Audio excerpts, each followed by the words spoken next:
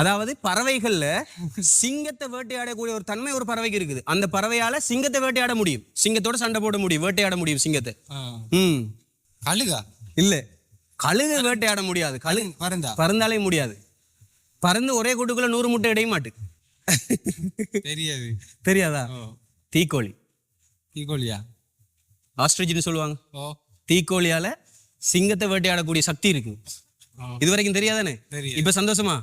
அவ்வளவுதான். உங்களோட பேர் என்ன? சந்திரகுமார். சந்திரகுமார். தன்னுடைய குட்டிகளுக்கு வாயால பால் கொடுக்கக்கூடிய ஒரு உயிரினம் இது. தெரியாதா? தவளை. தவளை இருக்குதானே? தவளை வாயால தான் என்ன செய்யும்? பால் கொடுக்கும். அதோட தவளை செத்துரும். தெரியுமா? அது தெரியாதா? அந்த சின்ன சின்ன அந்த தவளையுடைய அந்த குஞ்சுகள் தெரியும் தானே உங்களுக்கு? அதுகளுக்கு வந்துட்டு அதை சாகுற டைம்ல என்ன செய்யும் சொன்னா அந்த வாயால ஒரு பால் போல பீச்சு விடும். அதோட முடிஞ்சுது. சரியா? சரி, நம்மளோட நிகழ்ச்சி இருக்குதாண்ணா யூடியூப்ல, கட்டாயம் பாரு.